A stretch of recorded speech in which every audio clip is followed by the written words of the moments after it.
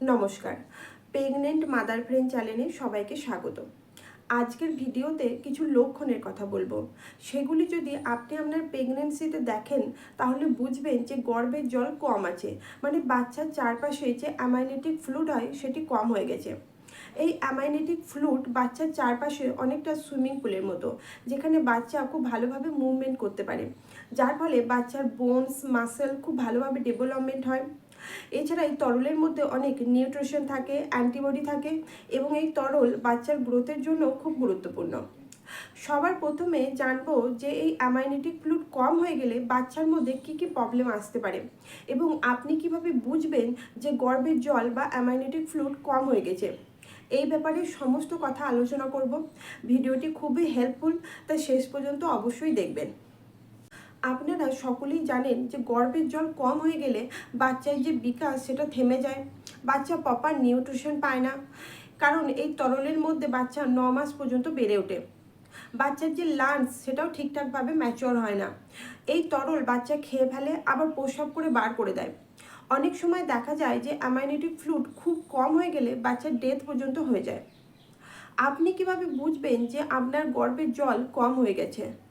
সাধারণত কোনো মহিলার গর্ভের জল যদি কম হয়ে যায় তা আলট্রাসোনোগ্রাফি রিপোর্টে তা পরিষ্কার হয়ে যায় এবং ডক্টর আপনাকে বলে দেয় যে আপনার গর্ভের জল কম আছে। কিন্তু আপনি কিভাবে বুঝবেন যে গর্ভের জল কম হয়ে গেছে কি হয়নি?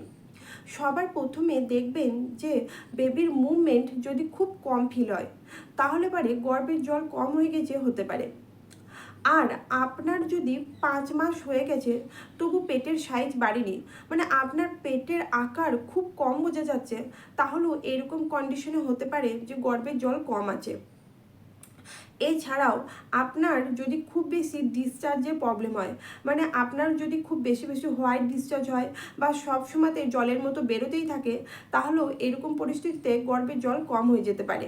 এই সিমটমের মধ্যে যদি যে কোনো একটি লক্ষণও দেখেন তাহলে অবশ্যই ডক্টরের কাছে যাবেন এবং আপনার যে গাইনোকোলজি ডক্টর আছে তাকে জিজ্ঞাসা করবেন যে কোনো প্রবলেম আছে কিনা।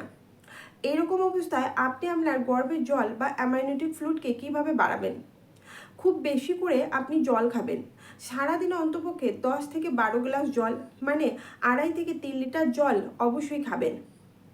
এর সঙ্গে ডাবের জল খাবেন, জুস খাবেন। আপনি পুরো প্রেগনেন্সিতে যদি ডাবের জল খান তাহলে আপনার গর্ভের জল বা অ্যামাইনোটিক ফ্লুইড কম হবে না। এর সঙ্গে বেশি জল আছে যেসব ফ্রুট, যেমন শসা, তরমুজ, এগুলো বেশি করে খাবেন। সবুজ শাক সবজি খাবেন। আর আপনি বসে থাকবেন না, বেশি করে রেস্ট করবেন। যখনই শোবেন তখনই বাঁ দিকে কাত হয়ে শোবেন। এর ফলে বাচ্চার কাছে ব্লাড সাপ্লাই খুব ভালোভাবে হয় এবং বাচ্চার কাছে নিউট্রিশন এবং অক্সিজেন খুব ভালোভাবে পৌঁছায়।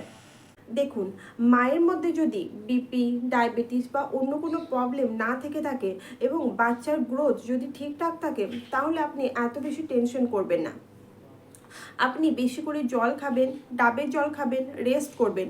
এর ফলে আপনার পুরো প্রেগনেন্সিতে জলের কম হবে না এবং বাচ্চাও হেলদি থাকবে। এর ফলে নর্মাল ডেলিভারি হতেও কোনো অসুবিধা হবে না। কিন্তু যদি আপনার গর্ভের জল কম থাকে তাহলে পারে ডক্টর নর্মাল ডেলিভারি করতে মানা করে দেয় এবং সিজার করার জন্য বলে দেয়। তাই আপনি উপরের বিষয়গুলি খেয়াল রাখবেন, ভালো থাকবেন, সুস্থ থাকবেন।